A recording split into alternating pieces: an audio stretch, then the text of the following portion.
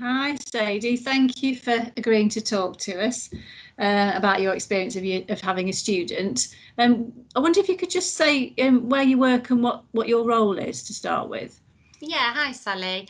Hi everybody, my name's Sadie McNamee, so I'm a senior practitioner OT with Nottingham City Council. So our OT department, there are about 50 of us within the department, and we take referrals for adults with physical disabilities. Thank you. I know you did take a student, didn't you, at a point when students were only really just starting to come back out, and out on sort of placement. What sort of placement did you offer, and what was different about it?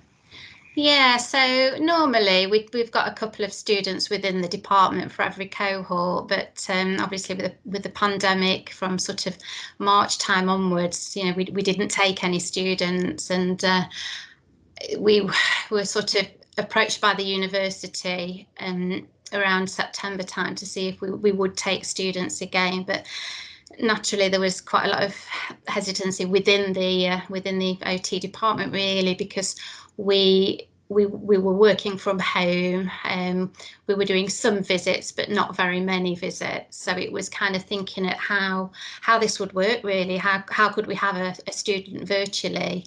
I say I'm senior practitioner and haven't had any students for probably 6 years. Haven't done any frontline working myself for about 4 years, so that was sort of a factor, really, in me sort of thinking, I'm not really sure about this, but given that there was such a need for students, I thought we'd perhaps give it a go.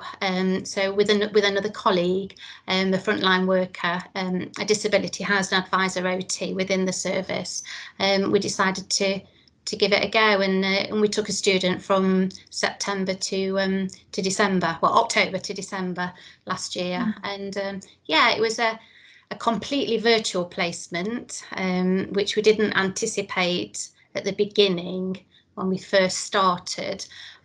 We thought that maybe towards the middle to the end of the placement that the student would be, we would be going out on visits again. Things would be becoming normal, whatever normal is, but be some sort of normality again. But that didn't happen, and the placement ended up being a completely virtual placement. But yeah, it was. We think, on evaluating it, that it was a positive experience, and I think that was both for the student and for myself and the other OT as educators. Yeah, a very different way of working, but yeah, beneficial. Yes. Were there any particular challenges with this kind of placement, and did it offer anything extra, maybe even that you weren't expecting? Yeah, I mean, I think the main challenge is that it became completely remote as a placement, which say we weren't anticipating. I think you're relying on the students to be very disciplined in terms of their time, because you're not there with them all the time, and they haven't got the actual team around them. I think you're relying on your IT skills. The student that we had was very savvy with IT, which was fabulous. I think she taught us a few things, to be honest, on the way, which was great. But yeah, you are very reliant on the sort of the IT part of it. I think with, say, myself offering the placement, that sort of gave something that ordinarily during a placement the student wouldn't have had. Say I'm a senior practitioner, so sort of triaging the referrals that are coming into the service. So we spent a day, I shared my screen with the students, so we were looking at the route of referrals and how I triaged them. So it was a kind of a different element of the service that maybe, during the run of an ordinary placement the student wouldn't have had. So yeah, I think there were definite We looked at different ways of working. As I say, there were challenges, but I think there were positives as well. I think one of the things we were learning going through, there's an abundance of free webinars that are available, you know, that we could take advantage of. So I think from that kind of, from a sort of a training perspective as well, we'd got things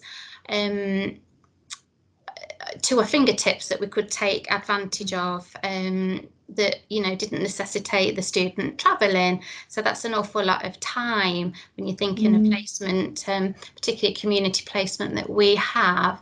You know, the student would be potentially travelling between bases, travelling around, whereas, you know, you've got a training event coming up, click of a finger and the student's there. So, you know, that's another sort of a positive really to it.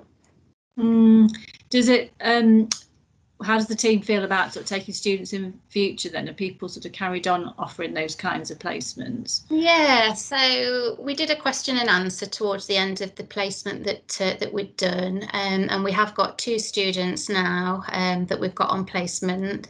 They started at the beginning of January, so we've got 2 students and they've each got 2 educators, so we've got a lot of peer support going on.